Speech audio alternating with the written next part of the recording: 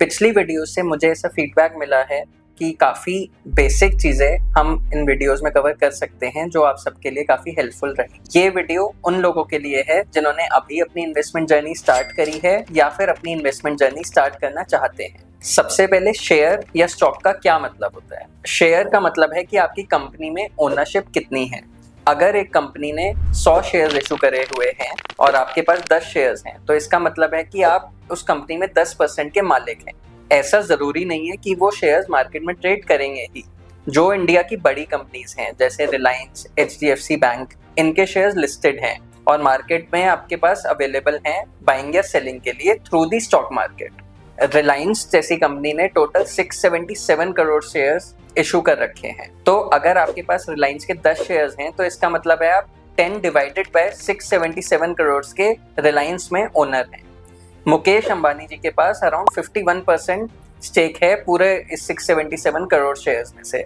तो इसका मतलब है कि उनके पास अराउंड 330-340 करोड़ शेयर्स अपने पास हैं। शेयर होल्डर्स के पास कंपनी के डिसीजंस के बारे में वोटिंग राइट्स अवेलेबल होती हैं और कुछ शेयर्स ऐसे भी होते हैं जिनमें वोटिंग राइट्स नहीं अवेलेबल। जैसे किसी भी बिजनेस में सारे खर्चे निकालने के बाद ओनर के पास पैसा जाता है, वैसे ही अगर आपके पास किसी कंपनी का शेयर है, अगर वो कंपनी अच्छा प्रॉफिट करती है और सारे खर्चे निकालने के बाद भी अच्छा प्रॉफिट करती है तो आपके शेयर की वैल्यू बढ़ सकती है। अगर हम शेयर्स को IPO के थ्रू पब्लिक में लिस्ट करा देते हैं तो फिर ये खरीदने बेचने के लिए स्टॉक मार्केट में अवेलेबल हो जाते हैं। अब हम डिस्कस करेंगे कि स्टॉक मार्केट क्या है। स्टॉक मार्केट एक मार्केट है, जैसे आप नॉर्मल मार्केट में कोई भी गुड्स खरीद बेच सकते हैं वैसे ही आप स्टॉक मार्केट में शेयर्स, म्यूचुअल फंड्स या ऑल लिस्टेड सिक्योरिटीज को खरीद बेच सकते हैं। जब भी कोई कंपनी IPO के थ्रू पैसा उठाती है तो उसके बाद उसका शेयर स्टॉक मार्केट में लिस्ट हो जाता है, तो पब्लिक में कोई भी उसे खरीद बेच सकता है। इंडिया में स्टॉक मार्केट एक्सेस करने के लिए डीमैट अकाउंट होना जरूरी है, तो आप किसी भी ब्रोकर के साथ डीमैट अकाउंट खुलवा सकते हैं जैसे कि Zerodha, grow, ICICI securities etcetera. India में 2 तरह के ब्रोकर्स हैं, एक डिस्काउंट ब्रोकर और एक फुल फ्लेज ब्रोकर। जो डिस्काउंट ब्रोकर्स हैं वो आपको सस्ते प्राइस में सेम सर्विसेज ऑफर करेंगे, लेकिन वो आपको इन्वेस्टमेंट एडवाइजरी की सर्विसेज नॉर्मली नहीं ऑफर करेंगे। जो एडवाइजरी ब्रोकर्स हैं जैसे कि ICICI सिक्योरिटीज, IIFL एक्सेट्रा, ये नॉर्मली आपको रिसर्च रिपोर्ट्स और शेयर्स के बारे में एडवाइजरी भी ऑफर करेंगे, लेकिन आपसे नॉर्मली ज्यादा चार्ज करेंगे। जितने तरह के भी शेयर्स मार्केट में लिस्टेड हैं उनको ट्रैक करने के लिए अलग अलग इंडाइसेस बनाए गए हैं। एक बहुत ही कॉमन इंडेक्स है निफ्टी 50। निफ्टी 50 में इंडिया की सबसे बड़ी companies in terms of market capitalisation रहती हैं। इसमें ये 50 शेयर्स हैं जिसको अलग अलग वेटेज दी जाती है, जैसे कि रिलायंस की निफ्टी 50 में सबसे ज्यादा वेटेज है। शेयर प्राइस की जितनी ज्यादा मूवमेंट होगी उसकी वेटेज के हिसाब से वो निफ्टी 50 इंडेक्स को इम्पैक्ट करेगा। ऐसे ही एक और बहुत कॉमन इंडेक्स है सेंसेक्स, जो कि निफ्टी से भी बहुत पुराना इंडेक्स है और इसमें बॉम्बे स्टॉक एक्सचेंज के सबसे बड़े 30 शेयर्स लिस्टेड रहते हैं। अगर निफ्टी 50 और सेंसेक्स अच्छा परफॉर्म कर रहे हैं तो ऐसा माना जाता है कि इंडिया की इकोनॉमी भी बहुत अच्छा परफॉर्म कर रही है। इसी तरह से बहुत सारे अलग अलग इंडाइसेस हैं जैसे कि small cap index, mid cap index, जो कि अलग अलग चीजों को ट्रैक करते हैं। अलग अलग सेक्टर्स के लिए भी अलग इंडाइसेस होते हैं जैसे कि Nifty IT, Nifty bank etcetera. तो अब हम डिस्कस कर लेते हैं कि स्टॉक एक्सचेंज क्या होता है। जहाँ पे शेयर्स सेल और बाय होते हैं वो स्टॉक एक्सचेंज है। इंडिया में 2 स्टॉक एक्सचेंजेस हैं, नेशनल स्टॉक एक्सचेंज और Bombay stock exchange. Bombay stock exchange 1875 से चल रही है और नेशनल स्टॉक एक्सचेंज 1992 में स्टार्ट हुई थी। NSE का पर्पस था शेयर्स की इलेक्ट्रॉनिक ट्रेडिंग को एनेबल करना। अब हम डिस्कस करेंगे कि म्यूचुअल फंड क्या होता है। म्यूचुअल फंड मल्टीपल इन्वेस्टर से पैसे लेकर एक पूल अकाउंट बनाता है और वहां से अपनी इन्वेस्टमेंट स्टार्ट करते हैं। ये इन्वेस्टमेंट डिफरेंट एसेट क्लासेस में हो सकती है जैसे equity, bonds, debentures etcetera. Fund manager आपके बिहाफ पे इन्वेस्टमेंट डिसीजंस लेता है और जो पूल में पैसा एक्यूमुलेट होता है उससे वो पैसा इन्वेस्ट करता है। अगर आपका इक्विटी ओरिएंटेड म्यूचुअल फंड है तो वो नॉर्मली आपके पैसे 30 से 50 शेयर्स में इन्वेस्ट करेगा, जिस वजह से डाइवर्सिफिकेशन मेंटेन हो जाएगी और आपका ओवरऑल रिस्क कम हो जाए। आपने सुना होगा कि सेबी ने इस इन्वेस्टर पे एक्शन लिया या फिर इस कंपनी पे एक्शन लिया। तो सेबी क्या है? SEBI securities exchange board of India है, जो कि एक मार्केट रेगुलेटर है और इनका काम है इन्वेस्टर की प्रोटेक्शन करना। सेबी को अगर कोई भी फ्रॉडुलेंट ट्रांजैक्शंस दिखाई देती हैं तो वो उसको रोकता है और उनके अगेंस्ट एप्रोप्रिएट एक्शन लेता है। इस वीडियो में हम डिस्कस करेंगे कि ट्रेडिंग का क्या मतलब है। जैसे आप मार्केट में कोई भी गुड्स या सर्विसेज खरीदते बेचते हैं उसको ट्रेडिंग बोलते हैं, वैसे ही शेयर मार्केट में अगर आप कोई शेयर्स खरीद बेच रहे हैं तो वो ट्रेडिंग है। अगर आप शेयर्स को कम प्राइस में खरीद के ज़्यादा प्राइस में बेचेंगे तो फिर आपको प्रॉफिट होगा, और अगर आप उससे अपोजिट करते हैं तो आप लॉस बुक करेंगे। इस वीडियो में हम डिस्कस करेंगे कि पोर्टफोलियो क्या होता है।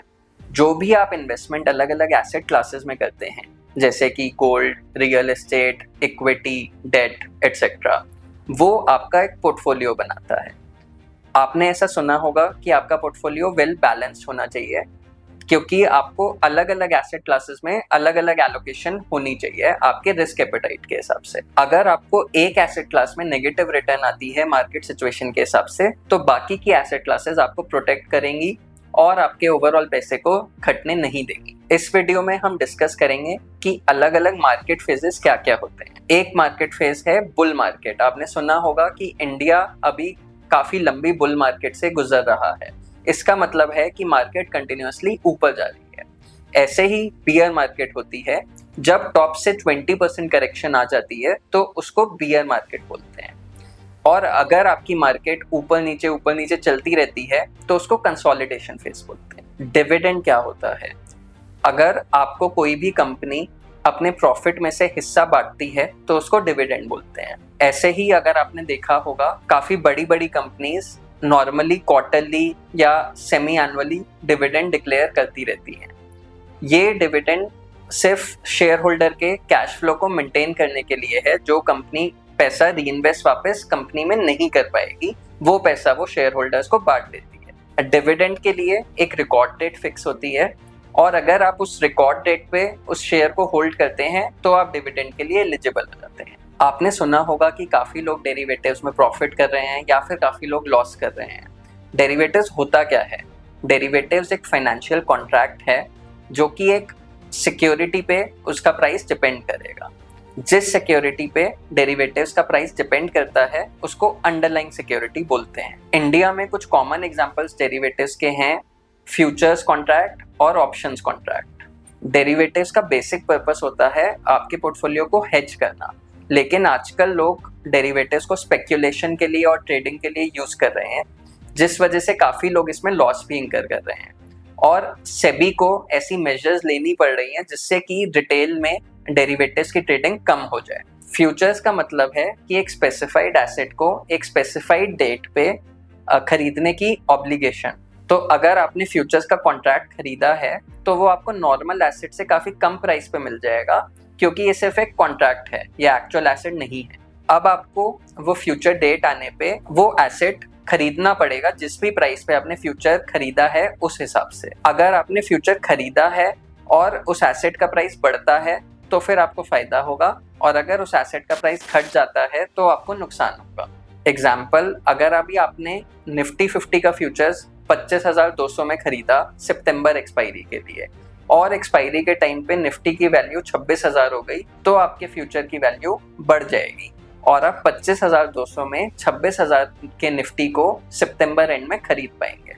अब हम डिस्कस करते हैं कि ऑप्शंस क्या होता है। ऑप्शन एक कॉन्ट्रैक्ट है जो आपको एक फ्यूचर डेट पे किसी एसेट को खरीदने का ऑप्शन देता है, लेकिन यहाँ पे आपको ऑब्लिगेशन नहीं है। अगर अंडरलाइंग एसेट का प्राइस ऑप्शन में जो प्राइस है उससे कम हो जाता है और आपने कॉल ऑप्शन खरीदी हुई है तो आपको कोई ऑब्लिगेशन नहीं है और आप ऑप्शन को एक्सरसाइज नहीं करेंगे। अगर आपके ऑप्शन का प्राइस स्पेसिफाइड प्राइस से कम हो जाता है और आप कॉल ऑप्शन होल्ड कर रहे हैं तो आपके पास कोई ऑब्लिगेशन नहीं है उस ऑप्शन को एक्सरसाइज करने की। दो तरह की ऑप्शन होती हैं, कॉल ऑप्शन और पुट ऑप्शन। मैं एग्जाम्पल के साथ ये समझाता हूँ। अगर आपको कॉल ऑप्शन आप खरीदते हैं, अभी निफ्टी 25,000 पे है और आपने 25,100 की कॉल ऑप्शन खरीदी, सपोजिटली 300 रुपये प्रीमियम पे करके। अब अगर सितंबर एंड में निफ्टी की वैल्यू 25,000 पे ही क्लोज होती है तो आपकी कॉल ऑप्शन की कोई वैल्यू नहीं है, क्योंकि आपके पास 25,100 पे निफ्टी को खरीदने का राइट है, लेकिन निफ्टी उससे भी कम वैल्यू पे है, तो आप उस ऑप्शन को एक्सरसाइज नहीं करेंगे और जो आपने प्रीमियम पे करी है वो आपके लिए लॉस हो जाएगा। सिमिलरली, लेकिन अगर निफ्टी की वैल्यू 26,000 पहुंच जाती है सितंबर एंड तक, तो आपकी जो कॉल ऑप्शन है उसकी वैल्यू 26,000 माइनस 25,100 मतलब 900 रुपए हो जाएगी, और आपने 300 रुपए में खरीदी थी तो आपको 600 रुपए का प्रॉफिट हो जाएगा, और वो जो आपका प्रॉफिट है वो आपका ऑप्शन बाइंग से प्रॉफिट हुआ है। कॉल ऑप्शन की अपोजिट होती है पुट ऑप्शन।